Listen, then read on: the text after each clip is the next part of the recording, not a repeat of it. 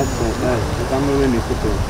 জাহাজ শিল্পের বৈশ্বিক বাজার প্রায় $120 বিলিয়ন, যে বাজারের 90% দখলে রেখেছে চীন, দক্ষিণ কোরিয়া ও জাপানের মতো এগিয়ে থাকা দেশগুলো।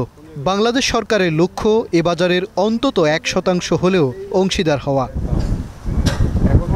বৈশ্বিক বাজারে সফলতা না পেলেও অভ্যন্তরীণ রুটের চাহিদা পূরণ করছে দেশীয় জাহাজ শিল্পগুলোই। আন্তর্জাতিক রুটেও অন্তত 18 দেশের সঙ্গে বাণিজ্য হচ্ছে দেশীয় তৈরি জাহাজে। স্থানীয় জাহাজ নির্মাণ শিল্পের বার্ষিক বাজার মূল্য বর্তমানে প্রায় $1 বিলিয়ন। কাঙ্ক্ষিত বাজার ধরতে না পারলেও বিগত কয়েক বছর ধরেই ইউরোপ অঞ্চলে রপ্তানি হচ্ছে বাংলাদেশের জাহাজ। বাংলাদেশের সম্ভাবনাময় এ শিল্পে ক্রেতা বিক্রেতার সম্পর্ক বাড়াতে রাজধানীর আইসিসিবিতে স্যাভর ইন্টারন্যাশনাল আয়োজিত 3 দিনের প্রদর্শনীতে নিজেদের তৈরি পণ্য ও সরঞ্জাম তুলে ধরছে জাহাজ নির্মাণের সঙ্গে সংশ্লিষ্ট প্রতিষ্ঠানগুলো। তবে দেশের জাহাজ শিল্পকে এগিয়ে নিতে নীতিগত সহায়তা বাড়ানোর পাশাপাশি আর্থিক যোগান আরও সহজ করার দাবি জানান সংশ্লিষ্টরা।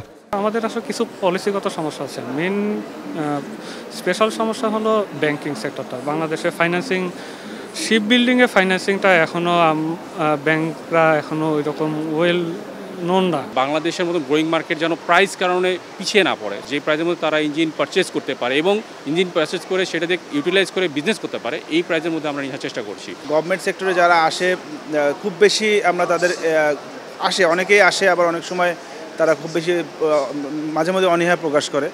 তো সেক্ষেত্রে আমরা যেটা করি, এই টেকনোলজিগুলো সরাসরি তাদের দোরগোড়ায় নিয়ে যাওয়ার চেষ্টা করি। যদিও বাংলাদেশে গভর্নমেন্ট সেক্টরে এই প্রকিউরমেন্ট প্রসেসটা একটু লেন্দি, অনেক লং টার্ম হয়, সেক্ষেত্রে অনেক সময় একটা টেকনোলজি অ্যাডাপ্ট করতে করতে নতুন টেকনোলজি চলে আসে।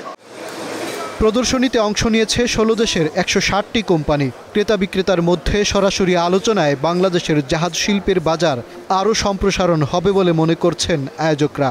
সাপ্লায়ারদের কথা যদি বলি, তারা অ্যাকচুয়ালি বিমক্স এক্সিবিশনটার জন্য ওয়েট করে সারা বছর, কারণ এখান থেকে তাদের ইয়ারলি একটা মেজর টার্নওভার বিমক্স থেকে জেনারেট করে।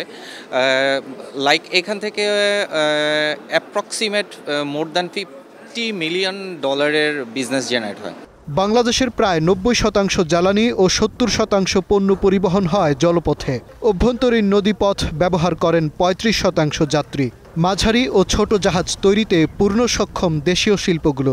জাহাজ শিল্পে বিনিয়োগ বাড়লে রপ্তানি আয়ও বাড়বে বলে মত সংশ্লিষ্টদের।